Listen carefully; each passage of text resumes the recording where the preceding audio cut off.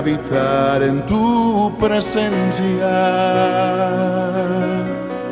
menguar para que crezcas tú y cada día seré más como tú. Quebranta mi corazón, quebranta mi vida, te entrego mi voluntad a ti. Todo lo que soy, Señor, todo cuanto tengo es tuyo. Yo quiero menguar para que crezcas tú.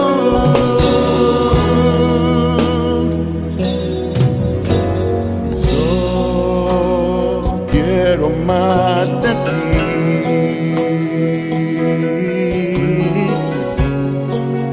y habitar en tu presencia, menguar para que crezcas tú y cada día seré más como tú. Quebranta mi corazón, quebranta mi vida, te entrego mi voluntad a ti. Todo lo que soy, Señor, todo cuanto tengo es tuyo. Yo quiero menguar para que crezcas tú. Quebranta mi corazón, Quebranta mi vida, transfórmame entrego mi voz a ti, Señor, a ti. solo a ti. Todo lo que soy, Señor, Todo cuanto tengo es tuyo. Yo quiero menguar para que crezcas tú. Yo quiero menguar para que crezcas tú. Yo quiero menguar para que crezcas tú, Jesús.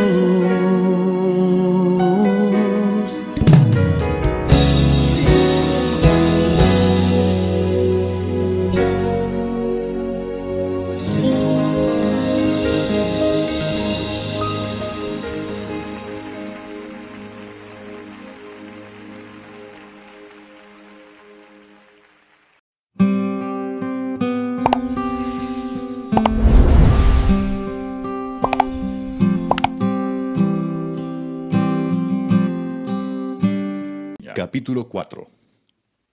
Oíd, hijos, la enseñanza de un padre, y estad atentos para que conozcáis cordura. Porque os doy buena enseñanza, no desamparéis mi ley. Porque yo también fui hijo de mi padre, delicado y único delante de mi madre. Y él me enseñaba y me decía, retenga tu corazón mis razones, guarda mis mandamientos y vivirás. Adquiere sabiduría, adquiere inteligencia.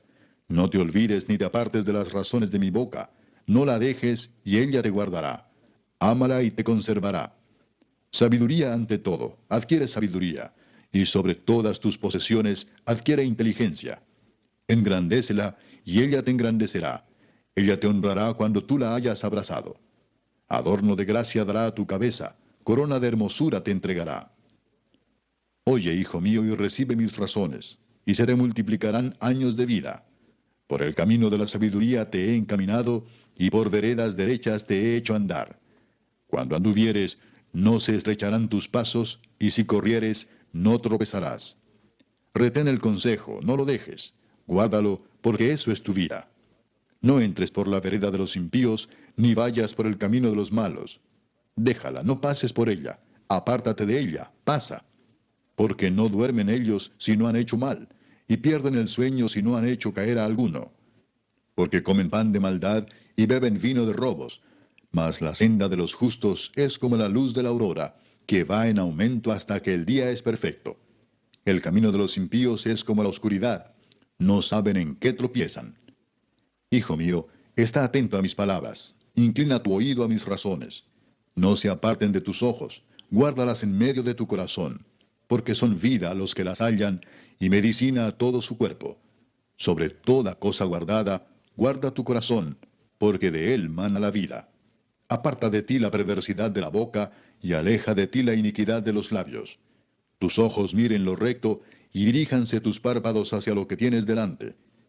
Examina la senda de tus pies, y todos tus caminos sean rectos. No te desvíes a la derecha ni a la izquierda. Aparta tu pie del mal.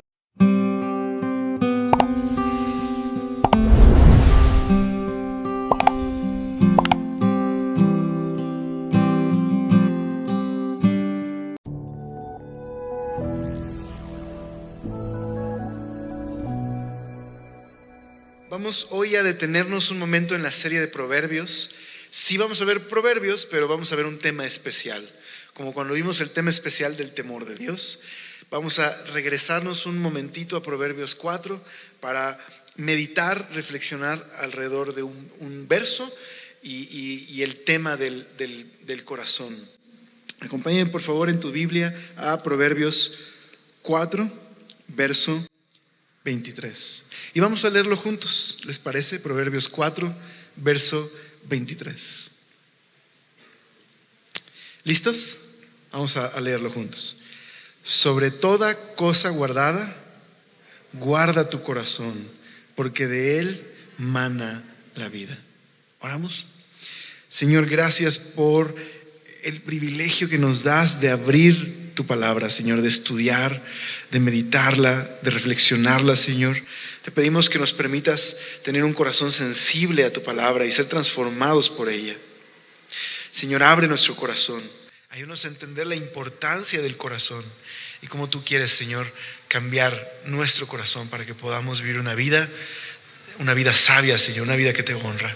Te lo rogamos. Amén. Proverbios presenta a la sabiduría como un camino y a la necedad como otro camino. El padre que está escribiendo Salomón a su hijo, el rey Salomón, presenta a su hijo la realidad de que en esta vida hay dos caminos: un camino de sabiduría, un camino de temor al Señor, de honrar al Señor, y un camino de necedad. De hecho, en Proverbios 4:18 se presenta así a la sabiduría como un camino. Dice el verso 18 del capítulo 4: mas la senda de los justos, esto es, aquellos que son sabios, que temen a Dios, es como la luz de la aurora, que va en aumento hasta que el día es perfecto. El padre presenta este camino a su hijo y le dice: adquiere sabiduría, hijo, sobre todas las cosas, como un tesoro. Es más valiosa la sabiduría que las joyas preciosas, o que el oro, que la plata. Sobre cualquier cosa que adquieras, hijo, adquiere sabiduría. ¿Por qué? Porque este es un camino de vida, su fruto es vida.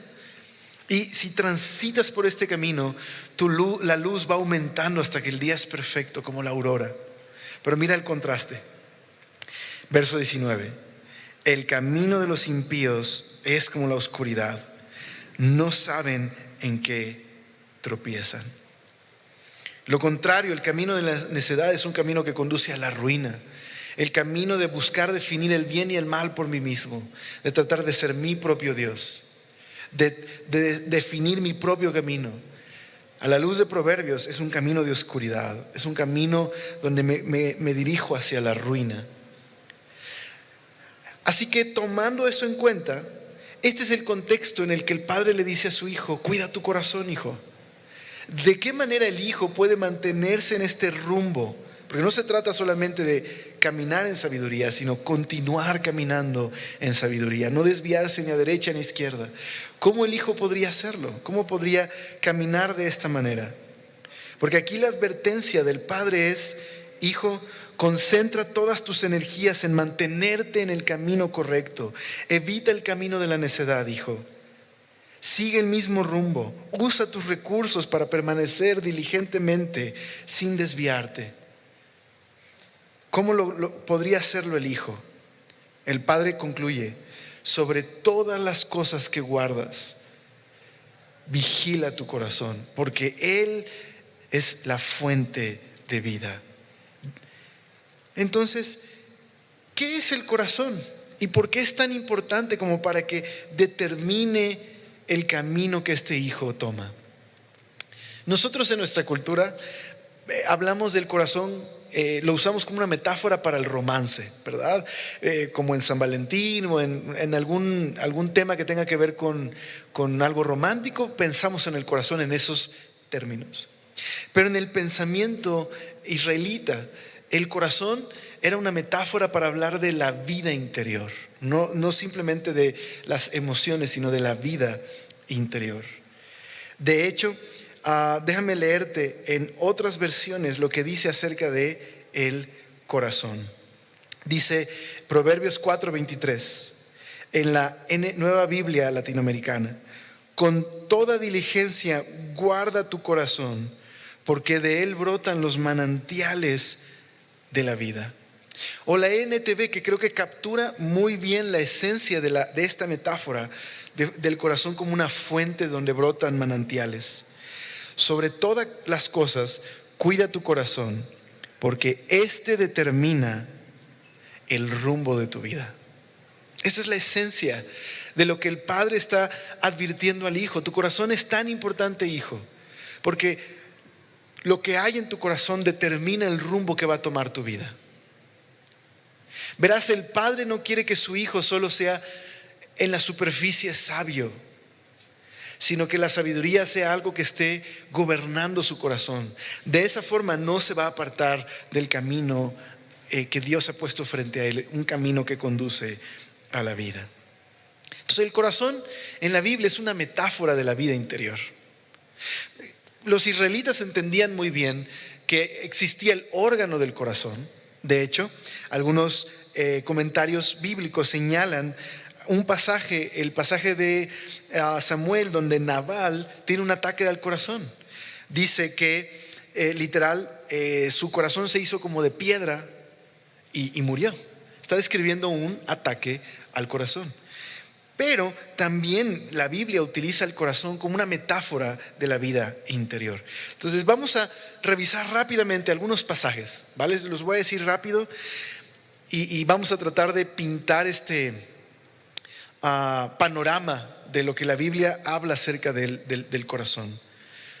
Por ejemplo, la Biblia dice que nosotros conocemos con el corazón. En Génesis capítulo 6, verso 5, Dios está con un corazón triste, roto, porque al ver a los hombres se da cuenta que el designio de los pensamientos de su corazón es solamente de continuo mal.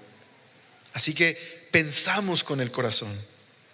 También tenemos entendimiento con el corazón. Es donde la sabiduría habita. Por ejemplo, Proverbios capítulo 15, verso 14 dice: el corazón entendido busca la sabiduría. En el corazón puede habitar la sabiduría. Con el corazón discernimos la verdad de la falsedad. Así que el corazón es el centro de la vida física, pero en esta metáfora también es el centro de la vida intelectual, ¿okay? Conocemos, entendemos, discernimos, observamos y hacemos sentido del mundo con el corazón. Pero también el corazón es el centro de nuestras emociones. Con el corazón podemos experimentar tristeza. Podemos tener un corazón lleno de tristeza. De hecho, la expresión un corazón roto viene precisamente de la Biblia, de que podemos tener un corazón lleno de tristeza, un corazón quebrantado o roto. El corazón puede estar lleno de angustia o preocupación o alegría o temor, como cuando Saúl vio al ejército de los filisteos y se llenó de terror en su corazón. Nuestro corazón puede sentir odio también. En 2 de Samuel, capítulo 6, verso 16, en la segunda parte, cuando David, el rey, está trayendo el arca del pacto a Jerusalén, su esposa Mical lo ve desde la ventana danzar y dice que vio al rey que saltaba y danzaba delante del Señor y le menospreció en su corazón. Podemos odiar, amar, estar llenos de alegría o tristeza. Podemos tener un corazón roto o un corazón lleno de alegría. Así que el corazón es el centro de nuestra vida intelectual, de nuestra vida emocional, pero también es el centro del aspecto volitivo del hombre, es decir, el centro de la voluntad. Dice 2 de Samuel, capítulo 7, verso 3, que David, el rey, ya que se había establecido como rey, se dio cuenta que él vivía en un palacio, pero el arca del pacto solo estaba en la tienda de campaña, así que deseaba construir una casa para Dios. El profeta Natán le dijo: anda y haz todo lo que está en tu corazón, porque Jehová está contigo. Así que el corazón, tomamos decisiones, es el centro de nuestra voluntad. Pero también podemos rechazar a Dios y endurecernos, o entregar nuestra vida a Dios con el corazón.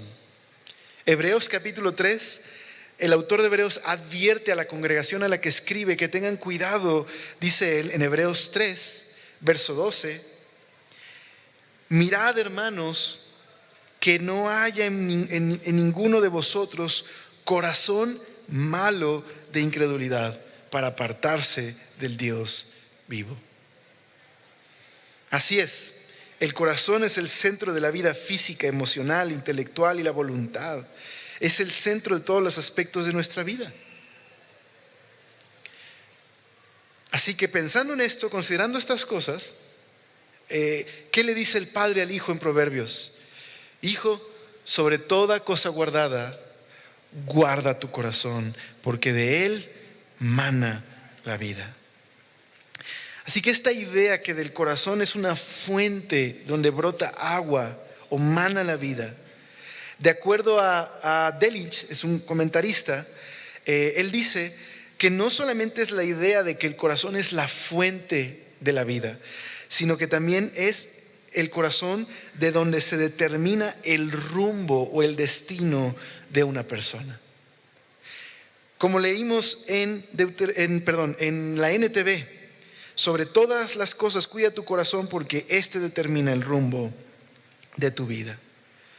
Así que el corazón es la fuente de todo lo que somos, y lo que gobierna nuestro corazón determina quiénes somos y hacia dónde se dirige nuestra vida. El pastor Paul Tripp, en un libro de consejería bíblica, en uno de sus capítulos que habla acerca del corazón, él está meditando en el corazón como la fuente de la conducta de las personas. Y él hace una serie de preguntas. Yo quisiera leerte lo que él dice. ¿Por qué hacen las personas lo que hacen? ¿Por qué es tan terco su niño? ¿O por qué se molestó su amigo en medio de la conversación? ¿Por qué a su hijo adolescente se muestra tan enojado? ¿Por qué Anita está consumida por la depresión y la desesperación? ¿Por qué un hombre pone en riesgo su familia por 20 minutos de placer? ¿Por qué se enoja usted en el tráfico? Es que no vive en la Ciudad de México, diríamos. ¿Por qué esa pareja, una vez romántica, ahora está inmersa en una guerra de guerrillas? ¿Por qué Guillermo está tan absorto en su carrera? ¿Por qué Susana es tan crítica y controladora? ¿Por qué habla Jorge tan directamente y con tan poca amabilidad? ¿Por qué su hija tiene miedo de lo que sus amigos piensan? ¿Por qué se niega Pedro a hablar? ¿Por qué hacen las personas lo que hacen? ¿Por qué pierden los Pumas aunque está Daniel? No, perdón, eso es otra cosa. Salió de mi corazón, ¿verdad? Porque de la abundancia del corazón habla la boca. ¿Por qué hacen las personas lo que hacen? La respuesta más sencilla, dice Paul Tripp, y la más bíblica: el corazón. Porque el corazón determina quiénes somos, el rumbo de nuestra vida. sobre toda cosa guardada, guardemos nuestro corazón. Bueno, Jesús está de acuerdo con esto, siguiendo la tradición de Proverbios. De hecho, nos va a saber mucho a Proverbios. Siguiendo esta tradición de sabiduría bíblica, Jesús habla del corazón en el Sermón del Monte, en un pasaje que conocemos como por sus frutos los conocerás. Mira, acompáñame a Lucas capítulo 6, al verso 43. Lucas capítulo 6, verso 43. En la versión del Sermón del Monte o las bienaventuranzas en Lucas, Jesús dice en el capítulo 6, verso número 43. No es un buen árbol el que da malos frutos, ni árbol malo el que da buen fruto. Porque cada árbol se conoce por su fruto, pues no se cosechan higos de los espinos, ni de las zarzas se vendimian uvas. El hombre bueno del buen tesoro de su corazón saca lo bueno, y el hombre malo del mal tesoro de su corazón saca lo malo, porque de la abundancia del corazón habla la boca.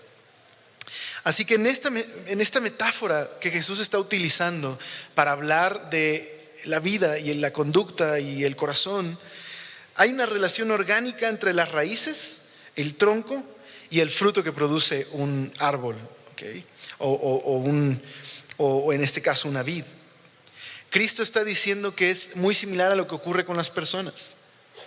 El fruto se produce por la naturaleza del árbol.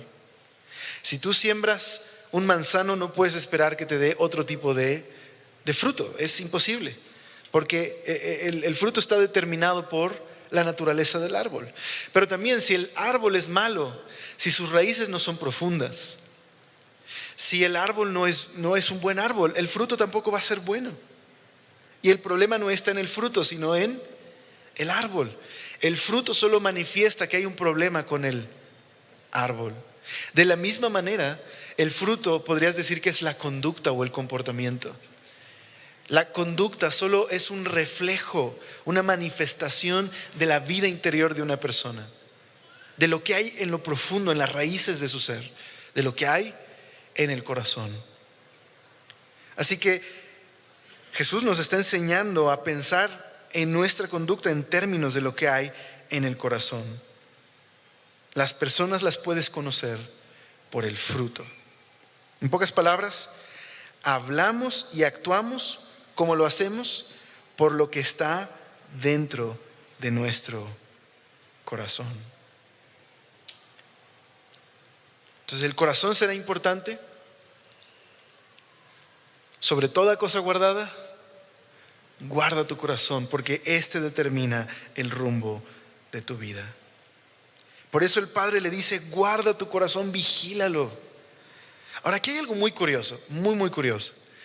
Volviendo a Proverbios, cuando leemos en Proverbios 4:23, guarda tu corazón, porque de él mana la vida. Esa palabra guardar es muy interesante. Es una palabra que en el contexto bíblico se utiliza, por ejemplo, para hablar de una cárcel, para hablar de una prisión, como cuando un guardia tiene que estar muy atento en un prisionero específico. Tiene que cuidar con su vida esa celda. Se utiliza en ese contexto. Entonces, en esa situación está describiendo el proteger de algo malo interior, ¿okay? Algo que está ahí, que debes proteger. Cuidar que no salga. Pero también esa misma palabra se puede utilizar como cuando una ciudad tiene que vigilar que no haya enemigos que quieran venir a conquistarla. Como cuando Nehemías manda a poner vigilantes por los enemigos que estaban impidiendo la reconstrucción de Jerusalén. En ese otro sentido, guardar tiene que ver con proteger de una influencia peligrosa externa. Ahora, creo que estas dos son muy interesantes y tienen que ver con el corazón. Porque creo que cuando el Padre le habla al Hijo del corazón, creo que tenemos que guardar nuestro corazón de influencias peligrosas externas, pero también tenemos que guardar nuestro corazón de su maldad. Guardarlo Porque si no vigilamos nuestro corazón, podemos ser presas de los malos deseos de nuestro corazón. Jeremías dice que el problema fundamental del hombre es el corazón. Jeremías dijo: perverso y engañoso es el corazón, más que todas las cosas. ¿Quién lo conocerá? Bueno, ahí dice que solo el Señor puede conocer las intenciones del corazón. El corazón, es difícil poder apreciar los deseos del corazón, las motivaciones, pero todo lo que hacemos está motivado por el corazón. Lo que hablamos, lo que sale de nuestra boca, de nuestros... ¿Te ha pasado cuando hablé en voz alta? ¿No? Qué pena cuando hablamos en voz alta algo que no queríamos decir. Decimos, no quise decir eso, pero... ¿Cómo dicen? Entre broma y broma, la verdad se asoma. Es decir, ¿de dónde salió eso? Del corazón, ¿verdad? Hay un asunto ahí en el corazón. Así que el corazón en este mundo caído, el corazón por causa del pecado, tenemos un corazón roto, quebrantado. Un corazón que puede guardar envidia o es orgulloso. Ezequías el rey dice, Crónicas, que a pesar de que Dios le mostró su bondad, él se llenó de orgullo en su corazón. Y por eso Dios trajo una disciplina, pero también se arrepintió. Y se arrepintió de ese orgullo de corazón. O Josías el rey también, cuando leyó el libro de la ley, se dio cuenta del estado espiritual de Israel. Se humilló y enterneció su corazón. Entonces el corazón es tan importante porque determina el rumbo de nuestra vida. Así que, ¿qué implica esto? Implica que necesitamos aceptar con humildad que somos responsables de nuestro comportamiento. Que necesito reconocer con humildad que las relaciones y circunstancias a mi alrededor no determinan quién soy, solo manifiestan lo que hay en mi corazón. Porque todo lo que gobierne mi corazón va a ejercer una influencia poderosa en mi comportamiento. Siempre mi corazón está siendo gobernado por algo o por alguien. Lo que controle mi corazón entonces controlará cómo respondo a las diversas situaciones de mi vida. Lo que gobierne mi corazón controlará la forma en la que respondo al sufrimiento o a las bendiciones. Así que no son mis circunstancias, no es mi crianza, no es las personas que había a mi alrededor a través de los años. No es todo esto lo que ha determinado quién soy. No me malentiendas, entiendo el poder y la influencia poderosa de mi hogar, de mi crianza, de las elecciones de mi familia, entiendo todo eso. Pero eso no determina quiénes somos. No somos víctimas, sino responsables de cómo respondemos al bien y al mal.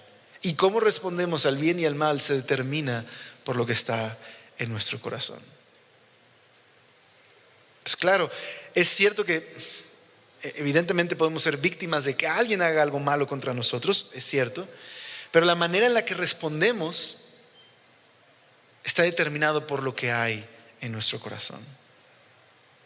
Así que si el corazón es la fuente del problema con el pecado, ¿qué necesitamos? Un cambio de corazón, una transformación en la raíz de mi ser, una transformación del corazón. La buena noticia es que Cristo puede transformar nuestros corazones. Pero cuando el corazón no cambia, el comportamiento no cambia, o puede cambiar temporalmente, o puede cambiar por razones egoístas, pero no es un cambio de corazón, es un cambio simplemente temporal de conducta. Cuando se elimina la presión o el incentivo para una buena conducta, regresaré una vez más a la actitud del corazón. Mira lo que dice Mateo 23, 25 al 26. Si debemos guardar nuestro corazón, aquí hay un primer consejo: guardemos nuestro corazón de la hipocresía. Mira Mateo 23, 25 y 26. Mateo 23, 25 y 26. Este es el sermón en el que Jesús se dirige a los líderes y los confronta por poner tanta atención a lo de afuera sin un cambio genuino del interior. Entonces, Mateo 23, 25, 26. Ay de vosotros, escribas y fariseos hipócritas, porque limpiáis lo de fuera del vaso y del plato, pero por dentro estáis llenos de robo y de injusticia. Fariseo ciego, limpia primero lo dentro del vaso y del plato, para que también lo de fuera sea limpio. Los fariseos tenían un gran celo porque la gente pudiera obedecer a Dios. El problema no era su celo, sino que su celo sin un corazón transformado los llevó a hacer de su fe una cuestión más preocupada por lo externo que por lo interior. Entonces, en el tiempo de Jesús, este era el problema. Estaban muy preocupados por los rituales, las ceremonias, y el problema no era ese, no era en sí el ritual, sino que se conformaban y ponían su esperanza y su confianza en el ritual. Uno de estos rituales eran los rituales de limpieza ceremonial con agua. Se lavaban las manos o el cuerpo como símbolo de una limpieza para limpiarse de una contaminación exterior. En uno de esos pasajes que hablan de esto, precisamente, Jesús va caminando con sus discípulos por el campo, los discípulos tienen hambre y empiezan a comer de lo que hay en el campo, y los líderes se sacan mucho de onda. Así que van con Jesús y le dicen: ¿por qué tus discípulos ofenden a la tradición de los ancianos y no se lavan las manos? Es decir, no se purifican ceremonialmente antes de comer. A lo que Jesús dice: ¿no se han dado cuenta que todo lo que entra por tu boca termina en la letrina? Más adelante en privado, los discípulos le preguntan a Jesús: Señor, ¿qué quisiste decir con eso de lo que entra en la boca, va al baño? ¿Qué es eso? Y lo que Jesús les dice es: todo lo que entra en el hombre no lo puede contaminar, pero lo que sale de su corazón, eso es lo que lo contamina, porque del corazón salen los malos pensamientos, los adulterios, los homicidios, las mentiras, los engaños. Esto es lo que contamina al hombre. Los fariseos en su celo estaban tan preocupados por lo de afuera que se habían olvidado de la envidia y el orgullo y los celos del corazón.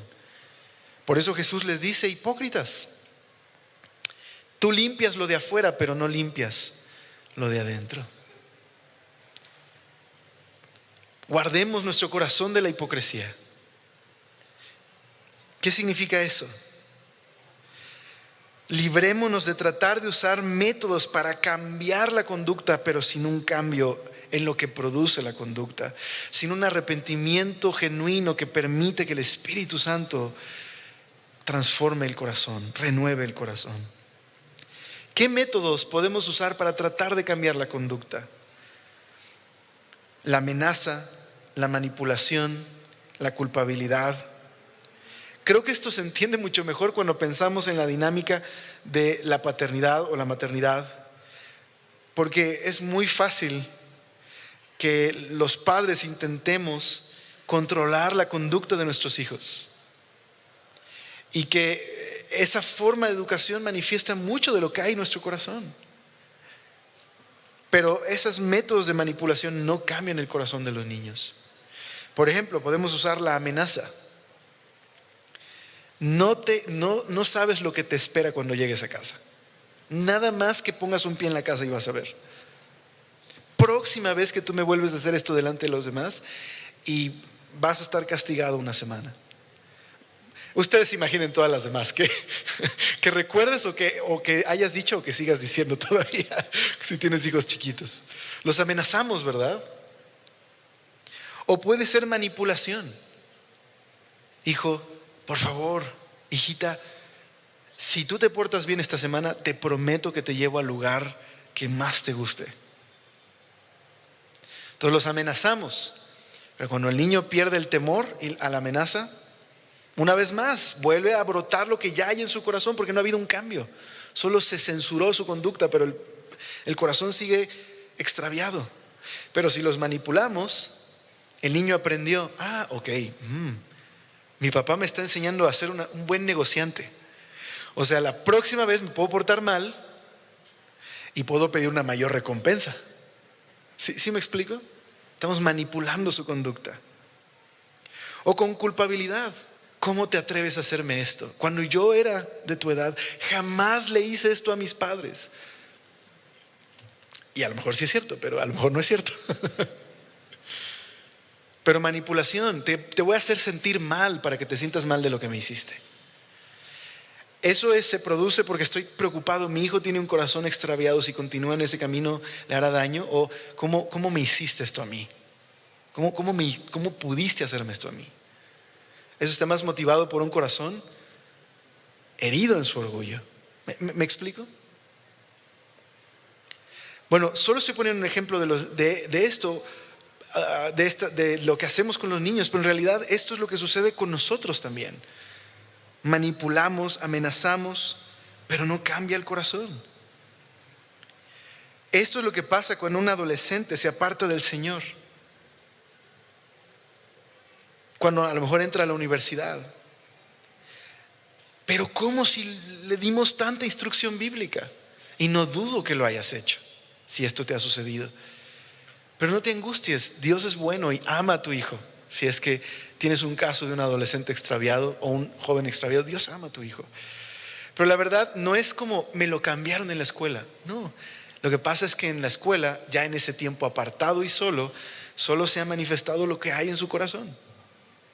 No ha habido un cambio de corazón. Quizás solo ha aprendido a comportarse como un buen cristiano, pero no hay una transformación del corazón. Pero no te angusties, Dios puede cambiar el corazón de tu hijo. Pero solo lo pongo como ejemplo de cómo cuando no hay un cambio de corazón, siempre vamos a revertir al mismo comportamiento y la misma conducta, porque no hay un cambio en la raíz, en el corazón, en lo que controla la conducta.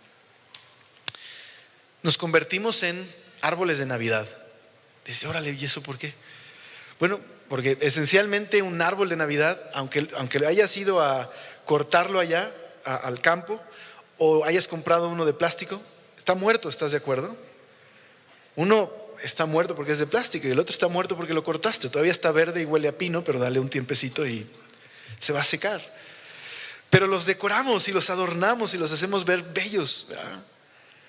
Depende del gusto de cada quien, pero hay árboles megasaturados, hay otros minimalistas, hay otros que son alternativos y hay otros surrealistas, pero todos decoramos el árbol de alguna manera. Pero solo es decoración, ¿verdad? Aunque tú le colgaras manzanas y se las engraparas y pusieras frutas ahí, no está vivo, no lo produce el árbol, me explico, están engrapados ahí. Así es cuando solo modificamos la conducta, pero no hay una transformación del corazón. Es pura decoración, pero no es un cambio que resulta de un corazón arrepentido y rendido al Señor. Así que guardemos nuestro corazón de la idolatría, pero también guardemos de la hipocresía, pero también guardemos el corazón de la idolatría. Mira lo que dice Mateo capítulo 6, verso 19. Mateo 6, verso 19.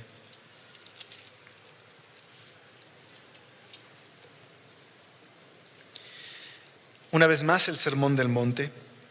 Jesús dice así a la multitud: no os hagáis tesoros en la tierra, donde la polilla y el orín corrompen, y donde ladrones minan y hurtan, sino haceos tesoros en el cielo, donde ni la polilla ni el orín corrompen, y donde ladrones no minan ni hurtan, porque donde esté vuestro tesoro, allí estará también vuestro corazón. La lámpara del cuerpo es el ojo. Así que si tu ojo es bueno, todo tu cuerpo estará lleno de luz. Pero si tu ojo es maligno, todo tu cuerpo estará en tinieblas. Así que si la luz que en ti hay es tinieblas, ¿cuántas no serán las mismas tinieblas? Ninguno puede servir a dos señores, porque o aborrecerá al uno y amará al otro, estimará al uno y menospreciará al otro. No podéis servir a Dios y a las riquezas. Jesús nos muestra a través de este pequeño pasaje que lo que acumulamos revela el afecto de nuestro corazón, nuestro tesoro, aquello que consideramos de más valor, aquello que amamos muestra la vida interior del corazón. Aquello que atesoramos, aquello a lo que más tiempo le dedicamos, muestra nuestro corazón. Y aquí está conectado los ojos con el corazón en esta metáfora. Dice que los ojos son la lámpara del cuerpo. Al lugar donde pones tus ojos determina los deseos de tu corazón. ¿Qué es lo que captura la mayoría de tu tiempo y tu atención? ¿En qué piensas todo el tiempo? Si estoy enfocado en hacer de mi vida una vida de minimizar el dolor y maximizar el placer, voy a empezar a tener eso como una meta, como unos lentes. Toda la vida la voy a examinar a partir de ese valor en mi vida. También Jesús habló entonces del corazón en términos de lo que gobierna, de un amo del corazón. Aquello que gobierna nuestro corazón, aquello que está sobre nuestro corazón, es nuestro Dios en realidad. ¿Qué es aquello? ¿Qué es lo que más amas? Que si lo pierdes el día de hoy, sentirías que perdiste el propósito de vivir. Eso, querida familia, es tu Dios. Aquello que más amas y valoras y piensas, no puedo vivir sin esto. Eso es tu Dios. Ahora, no todas las cosas malas, no todo lo que deseamos, es malo. ¿Es malo desear comodidad? No. ¿Es malo desear una vida de paz, seguridad? Eso no es malo. Pero ¿qué pasa cuando hago de mi meta principal en la vida, de mi Dios, la seguridad y la comodidad? O el placer. Entonces, ese Dios me va a llevar a ver la vida a través de esos lentes. Voy a empezar a usar a las personas a mi alrededor para cumplir mi meta. Y cuando me estorben los voy a quitar. Aún sea mi familia. Porque tengo un Dios al que adoro, que no es el verdadero Dios. Jesús nos enseña a meditar en términos de lo que amamos y valoramos en el corazón, porque lo que gobierna el corazón gobernará tu conducta y el rumbo de tu vida. Aquello que le ofrezcas tu lealtad. Por último, guardemos nuestro corazón de los malos deseos. Mira, acompáñame un momento a Santiago, capítulo 3. Santiago, capítulo 3.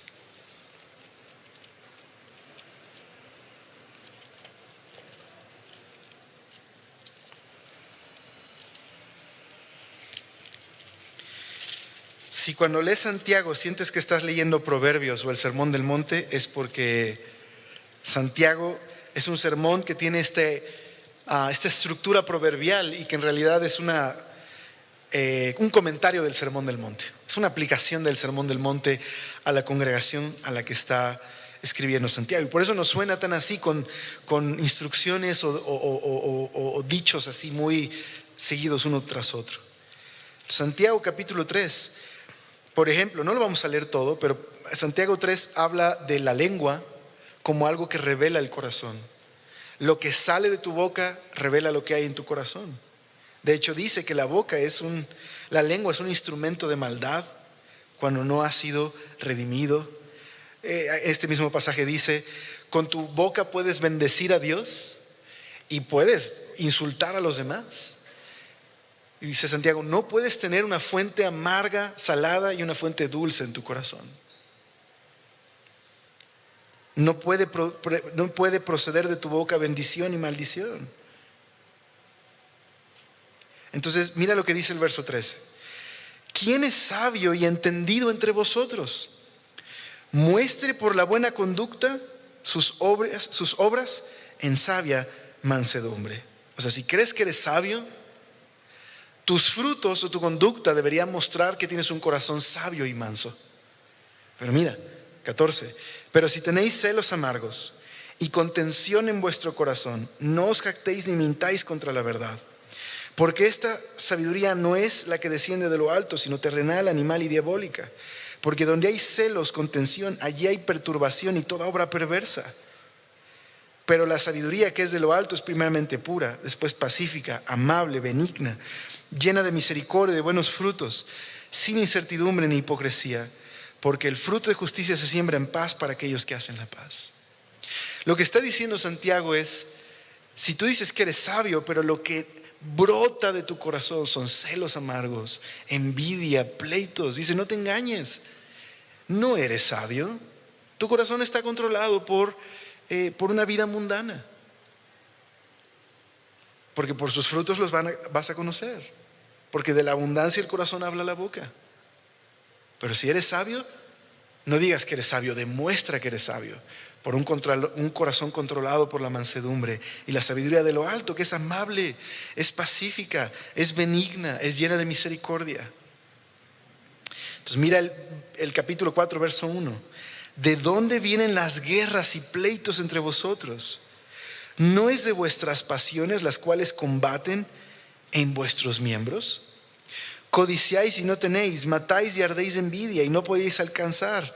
Combatís y lucháis, pero no tenéis lo que deseáis porque no pedís.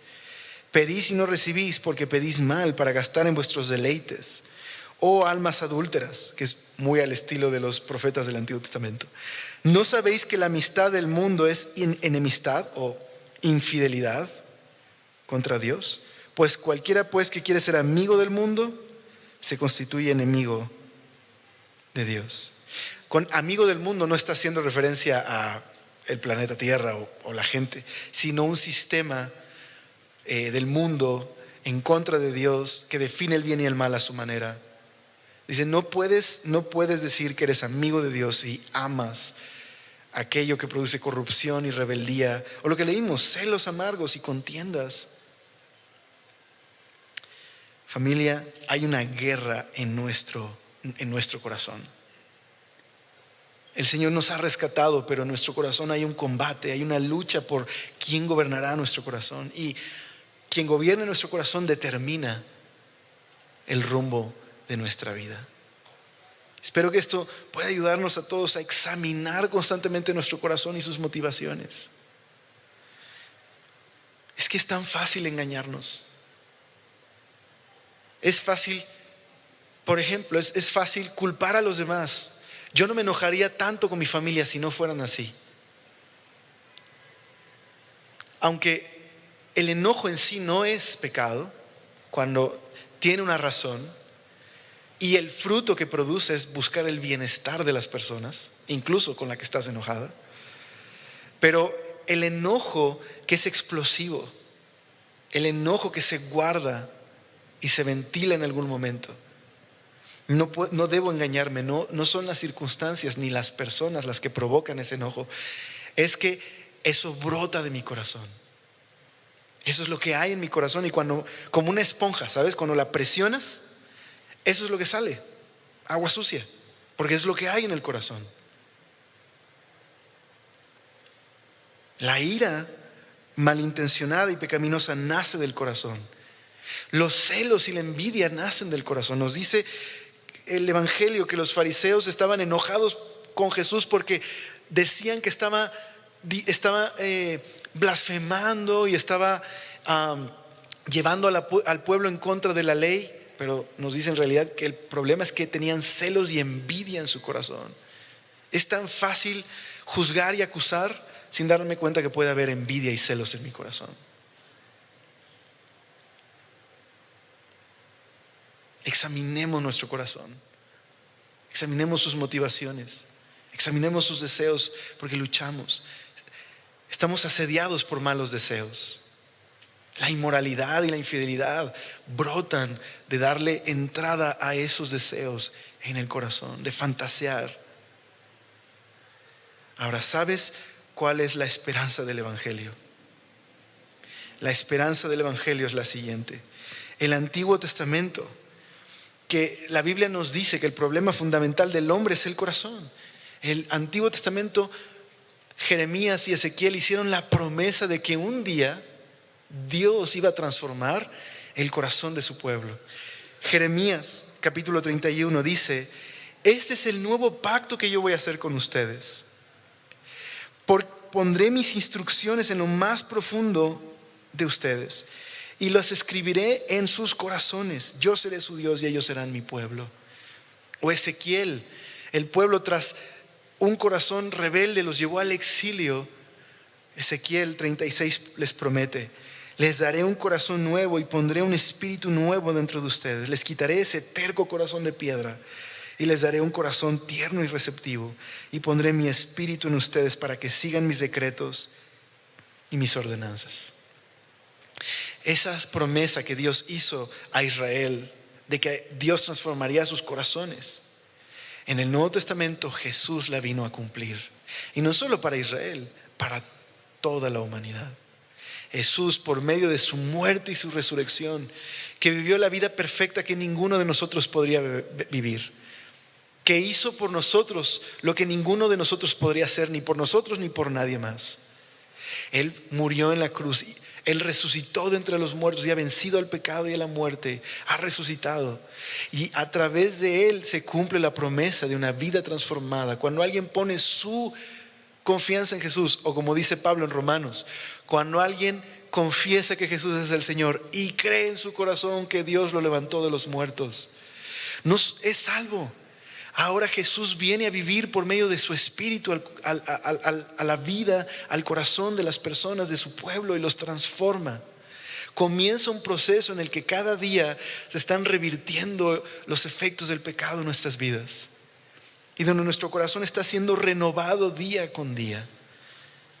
Por eso el mismo Pablo invita a los cristianos a vivir la vida cristiana de la siguiente manera. Dice Romanos 12, 1 y 2: ya que Dios ha sido tan bueno con ustedes, por sus grandes misericordias, entreguen su cuerpo a Dios como un sacrificio vivo. Esta es la manera más lógica de adorar a Dios, lo que es lógico hacer a la luz de lo que Cristo ha hecho.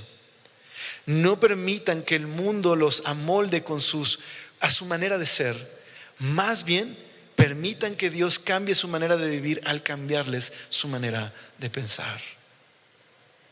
O como dice la Reina Valera, por medio de la renovación de vuestro entendimiento, que es en realidad el corazón. Familia, sobre toda cosa guardada, guardemos nuestro corazón. ¿Oramos? Señor, gracias por ser tan bueno, por ser fiel, por amarnos, Señor, y por esta promesa tan bella, Señor, de la transformación de nuestro corazón. Señor, ayúdanos a mirar nuestro corazón con más detenimiento, a vigilarlo, a humillarnos y a reconocer la lucha que tenemos con nuestros malos deseos, Señor, con el orgullo, con los celos, con la envidia, con la maldad de nuestro corazón. Y ayúdanos a rendirnos a ti, Señor, porque sabemos que solamente lo que hizo Jesús en la cruz es suficiente para darnos un corazón nuevo y para transformarnos diariamente hasta que un día, Señor, aquella buena obra que tú empezaste sea completada, Señor. Gracias por esta promesa, Señor. Gracias por salvarnos. Gracias por salvarnos aún siendo rebeldes. Tú nos amaste y entregaste tu vida para rescatarnos. Te pedimos esto hoy, Señor. Ayúdanos a guardar nuestro corazón. En el nombre de Jesús te pedimos todo esto. Amén.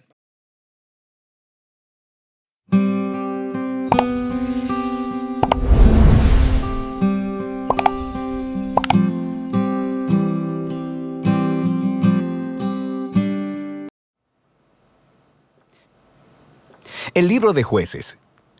Recuerda que después de que Josué guió a las tribus de Israel hacia el interior de la tierra prometida, él les llamó a ser fieles al pacto con su Dios, obedeciendo los mandamientos de la Torá. Y si hacen esto, ellos les demostrarán a todas las demás naciones cómo es Dios. Así que Jueces comienza con la muerte de Josué y básicamente cuenta la historia del completo fracaso de Israel. El nombre del libro viene del tipo de líderes que Israel tuvo en este periodo. Antes de que tuvieran reyes, las tribus fueron gobernadas por jueces. Ahora, no pienses en algo como una corte. Estos eran líderes regionales, político-militares, algo así como un jefe tribal. Y necesita ser advertido, el libro de Jueces es muy perturbador y violento. Cuenta la historia de la corrupción moral de Israel, de su mal liderazgo y básicamente de cómo vinieron a ser semejantes a los cananeos. Pero esta triste historia también debe generar esperanza para el futuro, y puedes ver esto en la manera en que el libro está diseñado. Hay una larga introducción que prepara el escenario para el fracaso de Israel, porque ellos no expulsan a los cananeos que quedaron. Luego tenemos la gran sección principal del libro, con historias acerca de la creciente corrupción de los jueces de Israel. Y la progresión de la narración muestra cómo los líderes de Israel pasan de bastante buenos, a malos y a peores. La sección final es bastante perturbadora y muestra la corrupción del pueblo de Israel en su totalidad. Así que profundicemos para explorar un poco más cada parte. La sección inicial comienza con las tribus de Israel en sus territorios en la tierra prometida. Y aunque Josué derrotó algunas de las ciudades cananeas claves, todavía había mucha tierra que conquistar y muchos cananeos viviendo en esas áreas. Así que el capítulo 1 incluye una larga lista de grupos cananeos y ciudades que Israel no expulsó de la tierra. Ahora, recuerda, el objetivo de expulsar a los cananeos era evitar que Israel adoptara la corrupción moral y la manera de adorar a sus dioses mediante el sacrificio de niños. Dios llamó a Israel a ser un pueblo santo, y esto no estaba sucediendo. El capítulo 2 describe cómo Israel simplemente se estableció junto a los cananeos y adoptó todas sus prácticas culturales y religiosas, y la historia se detiene justo aquí. Por casi un capítulo entero, el narrador nos da una vista general de todo lo que está a punto de suceder en el cuerpo del libro. Esta parte de la historia de Israel, dice el narrador, es una serie de ciclos en espiral descendente. Israel se vuelve como los cananeos, así que pecarían en contra de Dios. De manera que Dios les permitiría ser conquistados y oprimidos por los cananeos, y eventualmente los israelitas verían su error y se arrepentirían. Así que Dios levantaría a un libertador, un juez de entre Israel, que derrotaría al enemigo y traería una era de paz. Pero Israel eventualmente volvería a pecar, y el ciclo volvería a empezar. Este ciclo provee el diseño literario y el flujo de la siguiente sección principal del libro. Se repite para cada uno de los 6 jueces principales cuyas historias se relatan aquí. Ahora, las historias de los primeros 3 jueces, Otoniel, Ahod y Débora, son aventuras épicas, pero también son historias extremadamente sangrientas. Los jueces mismos o las personas que ayudaban al juez derrotaban a sus enemigos y libraban al pueblo de Israel. Las historias de los siguientes 3 jueces son más largas y se enfocan en las fallas del carácter de los jueces, quienes se vuelven peor cada vez. Así que Gedeón comienza bastante bien. Es un hombre cobarde, pero eventualmente termina confiando en que Dios puede usarlo para salvar a Israel. Así que él derrota a un enorme ejército de madianitas con solo 300 hombres, llevando antorchas y cántaros de barro. Pero Gedeón tiene un carácter bastante malo y asesina a un grupo de israelitas porque no lo ayudaron en su batalla, y de ahí todo va de mal en peor. Él hace un ídolo con el oro que ganó en sus batallas, y después que él muere, todo Israel adora al ídolo como a un dios, y el ciclo comienza otra vez. El siguiente juez principal es Jefté, quien es algo así como un matón de la mafia que vive en las montañas. Y cuando las cosas se ponen muy mal para Israel, los ancianos vienen a él y le ruegan por su ayuda. Y Jefté era un líder muy efectivo. Ganó muchas batallas contra los amonitas, pero estaba tan poco familiarizado con el Dios de Israel que lo trata como a un dios cananeo. Jura sacrificar a su hija si gana la batalla. Esta trágica historia nos muestra qué tan bajo ha caído Israel. Ya no conocen el carácter de su propio Dios, lo que los lleva al asesinato y a la falsa adoración. El último juez, Sansón, es por mucho el peor. Su vida empezó con mucha promesa, pero a él no le importa el Dios de Israel. Era promiscuo, violento y arrogante. Ganó brutalmente batallas estratégicas contra los filisteos, pero a costa de su propia integridad, y su vida termina con un violento asesinato en masa. Ahora, una nota rápida. Notarás un tema repetido en la sección principal del libro. En momentos claves, el Espíritu de Dios empoderará a cada uno de estos jueces para lograr grandes actos de liberación. Ahora, el hecho de que Dios use a estas personas realmente arruinadas no significa que valide todas o aún algunas de sus decisiones. El primero y principal compromiso de Dios es salvar a su pueblo. Pero todo lo que tiene para trabajar son estos líderes corruptos, así que Él obra a través de ellos. Esta sección entera está diseñada para mostrarnos lo mal que se han puesto las cosas. Ya no puedes diferenciar entre los israelitas y los cananeos, y estos solo son los líderes.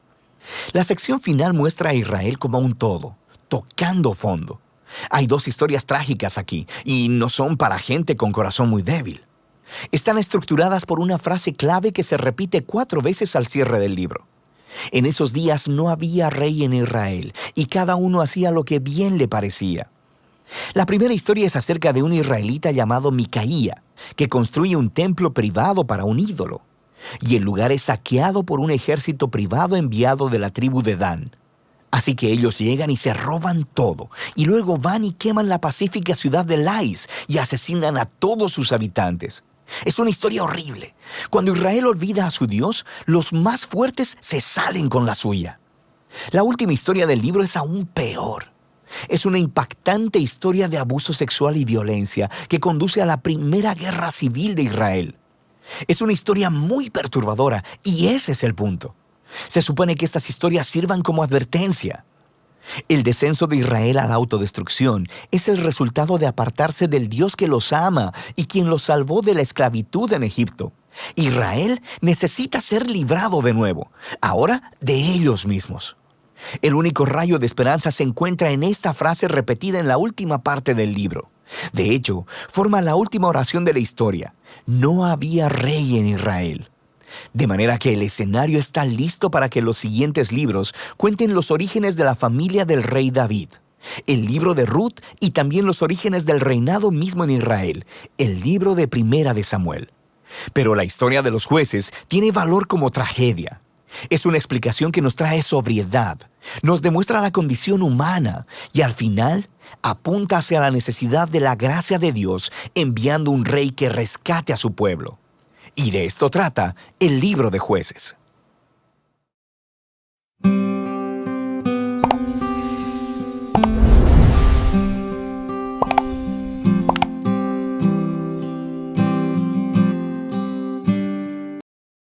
El libro de Jueces, capítulo 5.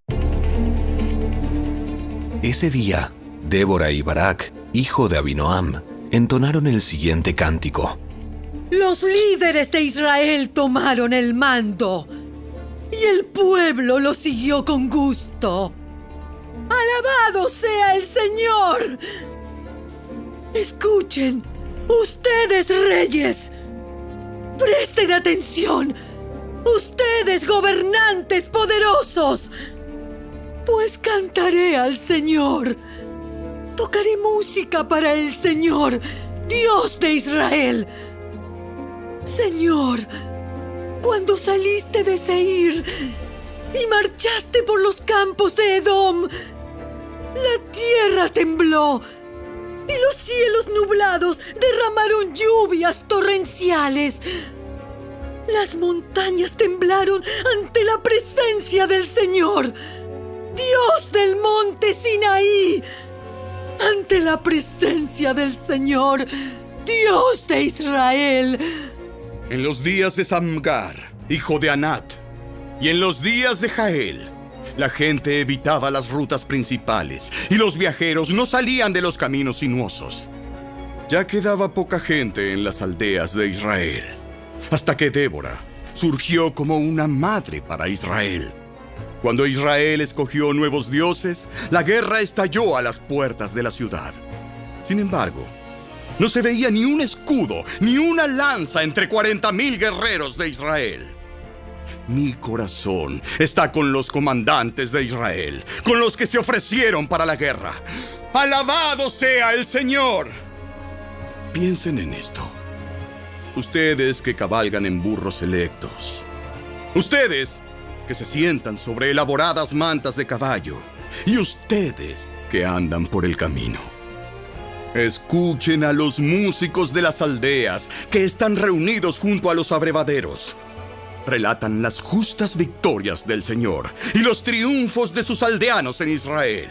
Entonces, el pueblo del Señor descendió a las puertas de la ciudad. ¡Despierta, Débora! ¡Despierta! ¡Despierta! ¡Despierta y entona un cántico! ¡Levántate, Barak! ¡Llévate a tus cautivos, hijo de Abinoam! De Tabor descendieron los pocos para juntarse con los nobles. El pueblo del Señor marchó colina abajo contra poderosos guerreros. Descendieron de Efraín, tierra que antes pertenecía a los amalecitas. Te siguieron a ti, Benjamín, con tus tropas. De Maquir, los comandantes descendieron a paso de marcha. Desde Zabulón llegaron los que llevan el bastón de mando. Los príncipes de Isaacar estuvieron con Débora y Barak. Siguieron a Barak a toda prisa hasta el valle. Pero en la tribu de Rubén hubo gran indecisión. ¿Por qué se quedaron sentados en su casa entre los rediles para oír a los pastores silbar a sus rebaños? Así es. En la tribu de Rubén hubo gran indecisión. Galaad permaneció al oriente del Jordán. ¿Y por qué Dan se quedó en su casa?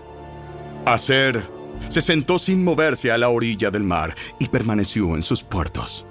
Pero Zabulón arriesgó la vida, igual que Neftalí, en las alturas del campo de batalla. Los reyes de Canaán llegaron y pelearon en Taanac, cerca de los manantiales de Megiddo, pero no se llevaron tesoros de plata. Desde el cielo lucharon las estrellas. Las estrellas en sus órbitas pelearon contra Sísara. El río Sisón arrasó con ellos, ese antiguo torrente llamado Sisón.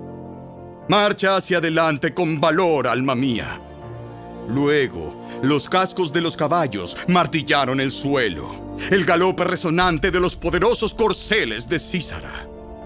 ¡Que sean malditos los habitantes de Meros!, dijo el ángel del Señor. ¡Que sean completamente malditos, porque no vinieron para ayudar al Señor contra los poderosos guerreros! La más bendita entre las mujeres es Jael, la esposa de Eber, el ceneo. Bendita sea más que todas las mujeres que viven en carpas. Sísara le pidió agua y ella le dio leche. En un tazón digno de nobles le trajo yogur. Después tomó una estaca con la mano izquierda y con la derecha el martillo del trabajador. Golpeó a Sísara con el martillo y le aplastó la cabeza. Con un terrible golpe le atravesó las sienes. Él se desplomó, cayó, quedó inmóvil, tendido a sus pies. Y allí donde cayó, quedó muerto. Por la ventana se asomó la madre de Sísara. Desde la ventana esperaba su regreso mientras decía: ¿por qué tarda tanto en llegar su carro? ¿Por qué no oímos el sonido de las ruedas del carro? Sus sabias mujeres le responden, y ella se repite estas palabras a sí misma. Seguramente están repartiendo el botín que capturaron, que tendrá 1 o 2 mujeres para cada hombre. Habrá túnicas llenas de todos los colores para Sísara y para mí. Coloridas túnicas con bordados. Seguro que en el botín hay túnicas de colores y bordadas de ambos lados. Señor, que todos tus enemigos mueran como Sísara, pero los que te aman, que se levanten como el sol cuando brilla con toda su fuerza. Después, hubo paz en la tierra durante 40 años.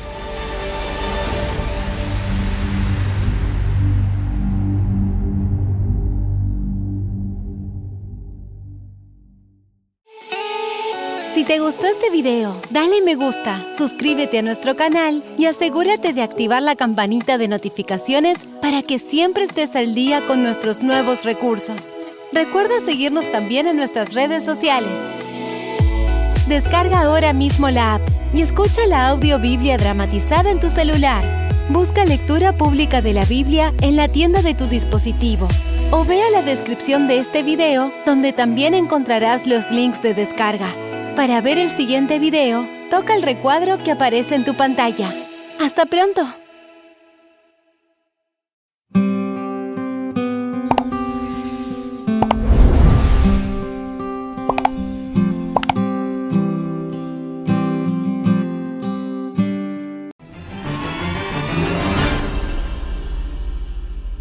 Hoy, en el recorrido explicativo por las Sagradas Escrituras, hemos llegado al capítulo 5 del libro de Jueces, que en realidad es un canto de agradecimiento a Dios por la liberación. Hoy vamos a hablar de la música. La música es un regalo que Dios nos ha dado y que tiene una función específica, la adoración al Todopoderoso. Y la música debe entonarse con dos elementos indispensables. Número 1, se debe cantar o se debe entonar canción con el entendimiento, pero también con el corazón, con alegría. Debe tener un mensaje adecuado, no es simplemente un ritmo o una letra vacía, es una combinación de ritmo, letra, que nos impulsa a seguir siendo perseverantes y, por supuesto, que Dios sea exaltado por sobre todas las cosas. Ya en capítulos anteriores pudimos ver dos cantos entonados por Moisés, uno acompañado con su hermana María y otro solo antes de despedirse del pueblo de Israel. El canto forma parte de la adoración a Dios. Y Débora, jueza de Israel y profetisa, entonó un canto en todo el capítulo 5, acompañada por Barak. Este canto quizás no rime mucho en nuestro castellano, pero en el hebreo es una obra de arte. El canto es un talento que Dios nos otorga, que se convierte en don cuando lo utilizamos precisamente para la adoración. Y es que el canto también se manifiesta en el tiempo del fin. De hecho, los que dirigían el canto en Israel eran los sacerdotes, y eso lo vamos a ver más adelante cuando se establezca el templo en tiempos de Salomón. Y por supuesto, el que designó a los cantores para el servicio en el santuario fue el rey David. Y esto nos indica la importancia de cantar adecuadamente y utilizar la música de manera correcta. En el libro de Apocalipsis se habla del cántico de Moisés y del Cordero que entonarán todos los redimidos cuando Cristo venga a buscar a sus hijos. Hoy vamos entonces a leer el cántico de Débora y Barak. Capítulo 5, versículo 1. En aquel día cantó Débora con Barak y dijo: cuando los príncipes de Israel se ponen al frente, cuando el pueblo se ofrece voluntariamente, load al Señor. Oíd reyes, escuchad príncipes, voy a cantar al Señor. Cantaré salmos al Señor, el Dios de Israel. Cuando saliste de Seir, Señor, cuando te apartaste del campo de Edom, la tierra tembló, los cielos se estremecieron, las nubes vertieron agua, los montes temblaron ante el Señor, Dios del Sinaí, Dios de Israel. En los días de Sangar, hijo de Anab, en los días de Jael, quedaron desiertos los caminos. Los viajeros se apartaban por senderos sinuosos. Las aldeas habían cesado en Israel, habían decaído, hasta que yo, Débora, me levanté madre en Israel. Cuando elegían nuevos dioses, la guerra llegaba hasta las puertas, y no se veía lanza ni escudo entre 40,000 en Israel. Mi corazón está con los príncipes de Israel, los que con buena voluntad se ofrecieron ante el pueblo. Load al Señor. Vosotros que cabalgáis en asnas blancas, que os sentáis sobre tapices Y vosotros, los que viajáis, hablad. Lejos del ruido de los arqueros, en los abrevaderos, allí repartirán los triunfos del Señor, los triunfos de los guerreros de Israel. Entonces bajó a las puertas el pueblo del Señor. Despierta, despierta, Débora, despierta, entona un canto. Levántate, Barak, y lleva tus cautivos, hijo de Abinoam. Entonces descendió el resto de los nobles, el pueblo del Señor marchó en auxilio contra los fuertes. De Efraín vinieron los que vencieron a Amalec, tras de ti, Benjamín, entre tus pueblos. De Maquir descendieron los príncipes, y de Zabulón vinieron los escribas. Príncipes de Isaacar fueron con Débora. Isaacar siguió a Barak, se precipitó a pie en el valle. Entre las familias de Rubén hubo grandes decisiones del corazón. ¿Por qué te quedaste entre las majadas para oír el balido de los rebaños? Entre las familias de Rubén, grandes fueron los propósitos del corazón. Galaad se quedó del otro lado del Jordán. ¿Y Dan, por qué se quedó junto a los navíos? Aser se mantuvo a la ribera del mar, se quedó en los puertos, y el pueblo de Zabulón expuso su vida a la muerte. Neftalí arriesgó su vida en las alturas del país. Vinieron reyes y pelearon. Entonces pelearon los reyes de Canaán, en Tacnac, junto a las aguas de Meguido, pero no llevaron ganancia alguna. Desde el cielo pelearon las estrellas, pelearon contra Sísara. Los barrió el torrente de Sisón, el antiguo torrente de Sisón. Marcha, alma mía, con valor. Los cascos de los caballos resonaron por el galopar, por los brincos de los valientes. Maldecid a Meroz, dijo el ángel del Señor. Maldecid severamente a sus habitantes, porque no vinieron en ayuda del Señor, en ayuda del Señor contra los fuertes. Bendita sea Jael entre las mujeres, esposa de Heber Ceneo, entre las mujeres que habitan en tienda. Bendita sea. Él pidió agua y ella le dio leche, en taza de nobles le sirvió crema. Su mano tendió a la estaca y su diestra al mazo de los trabajadores, y golpeó a Sísara, hirió su cabeza, horadó y atravesó su sien, se retorció entre sus pies y quedó tendido, encorvado entre sus pies, donde se retorció, allí quedó muerto. La madre de Sísara se asoma a la ventana y entre las celosías dice: ¿por qué se detiene su carro que no viene? ¿Por qué las ruedas de su carro se tardan?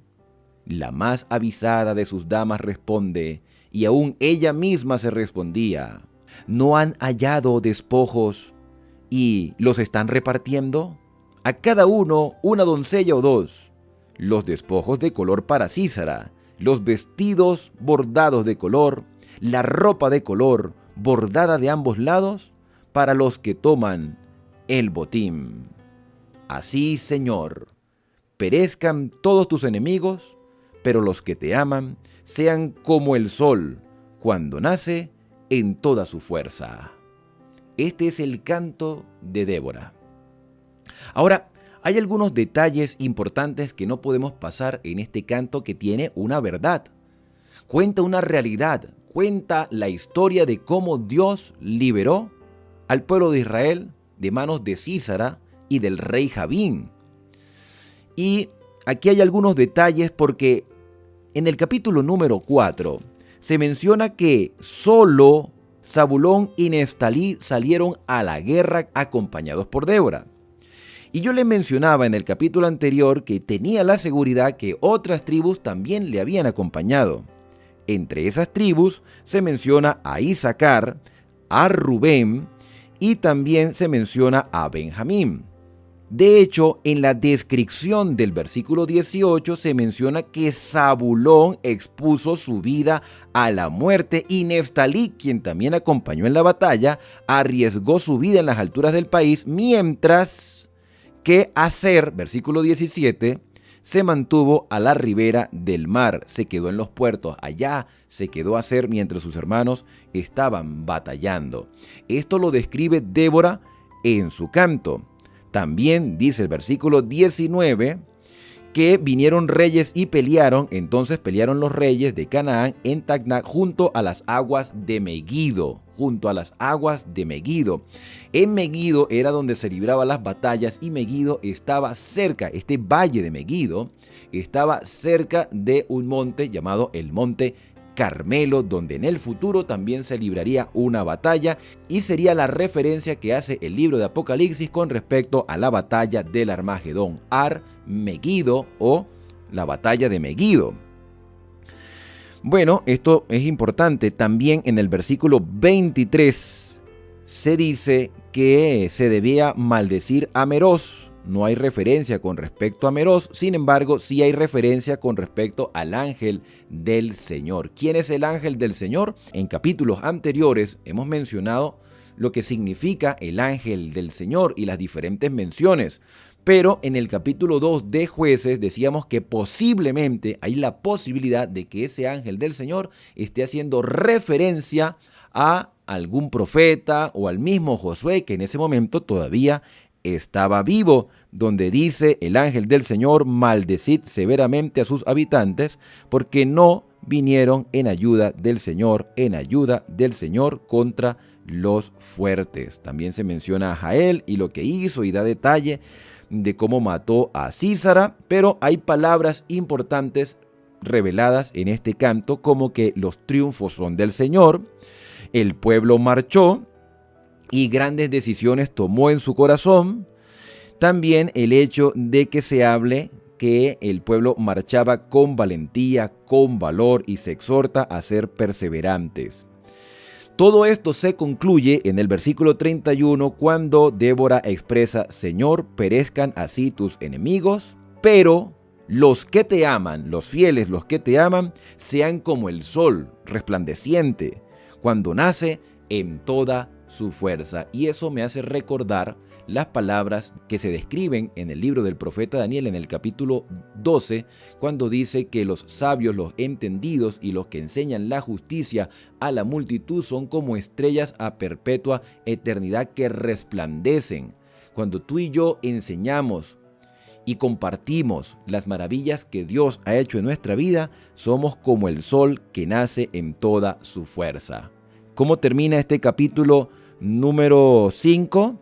El país reposó durante 40 años. Cuando un pueblo confía en Dios, cuando un pueblo pone toda su confianza en el Señor y persevera y marcha y batalla y toma en cuenta que del Señor son los triunfos, entonces podemos loarle, alabarle, agradecerle a través del canto, porque el canto es también la respuesta a un sentimiento, al sentimiento de gozo, de alegría, al sentimiento quizá también de tristeza. Hay quienes cantan de tristeza, pero este capítulo 5 muestra la alegría de Débora por la liberación y lo expresa para que quede registrado como testimonio de que los triunfos son del Señor. Hoy es un día de victoria, hoy es un día para levantarnos con alegría, para cantar, para decirle: Señor, tú reinas en nuestro corazón, ayúdame a ser resplandeciente con el poder de tu Espíritu Santo, poder iluminar, que nuestras lámparas se mantengan encendidas, que seamos como esos candeleros del libro de Apocalipsis que representan al pueblo de Dios, que ilumina, y si nuestra luz se apaga, el candelero entonces es echado a un lado. Tú y yo somos los candeleros del Señor y debemos brillar con el aceite del Espíritu Santo, porque del Señor es la batalla y los enemigos quedarán en tinieblas, pero los hijos del Señor verán la luz que le permite entender y tener conocimiento de la voluntad del Señor y vivir de acuerdo a esa voluntad que Dios nos ha revelado. Y bien, con esto hemos llegado al final de nuestro capítulo explicativo por el libro de los Jueces. La invitación es para continuar en este canal de esperanza, continuar este recorrido por cada uno de los capítulos de las Sagradas Escrituras. Yo soy Alexander Suárez y no me quiero despedir sin antes acercarnos al Padre Celestial a través de la oración. Querido Padre, muchas gracias porque tú guías nuestros pasos y nos ayudas. Hoy queremos alabarte a través del canto, hoy queremos entonar alabanzas a ti como una muestra de nuestro agradecimiento por las victorias que ya hemos obtenido en el pasado. Y porque a pesar de las adversidades que hay a nuestro alrededor, tú caminas a nuestro lado siempre y fortaleces nuestra fe. Y así como le has dado victorias a tu pueblo en el pasado, nos sigues dando victorias en este tiempo hasta que Cristo venga a buscarnos. Son agradecimientos que te hacemos en el santo y bendito nombre de Cristo Jesús. Amén. Bien, y ahora al despedirnos decimos a cada uno: Dios te bendiga y te guarde. Haga resplandecer Dios su rostro sobre ti y tenga de ti misericordia. Dios alce sobre ti su rostro y ponga en ti paz. Nos vemos en una próxima oportunidad aquí en Esperanza, el canal de las Sagradas Escrituras.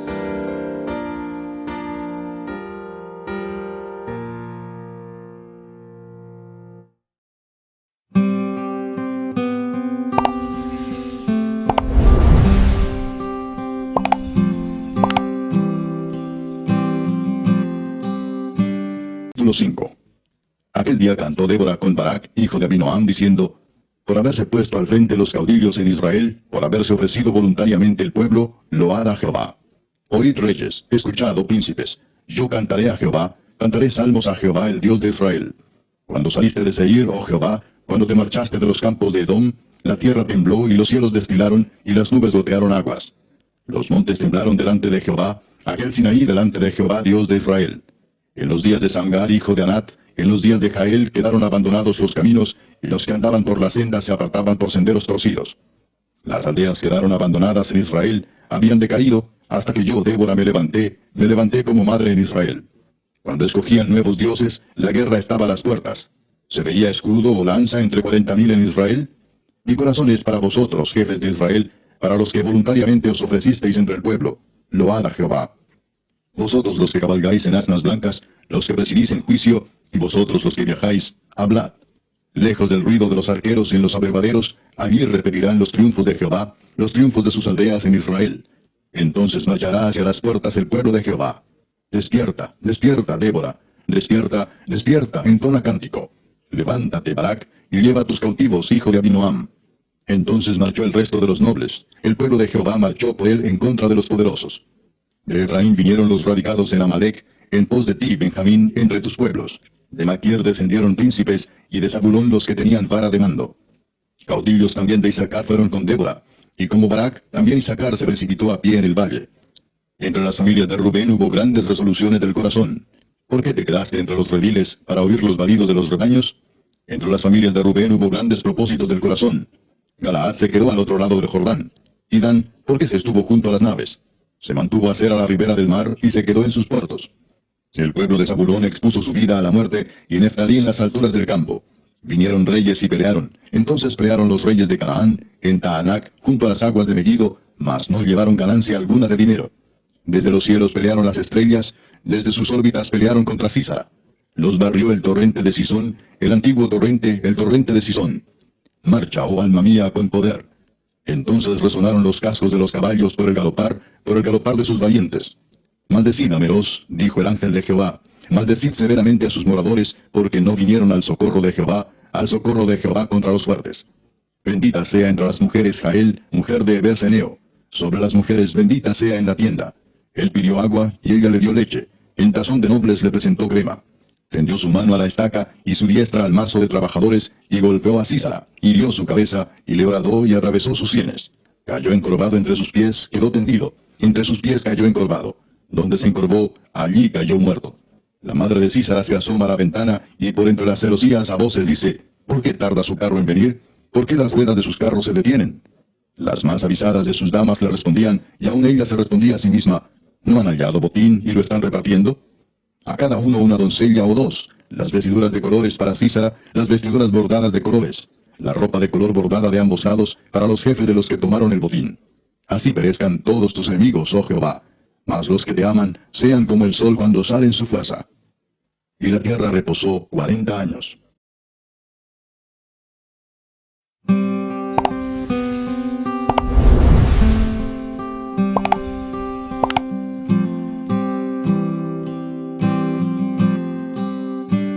Vamos a levantar nuestras manos al Señor. Vamos a decirle: Señor, tu nombre levantaré, Señor. ¿Estás listo?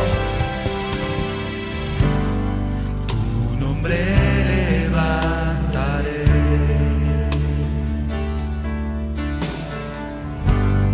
Me deleito en adorarte.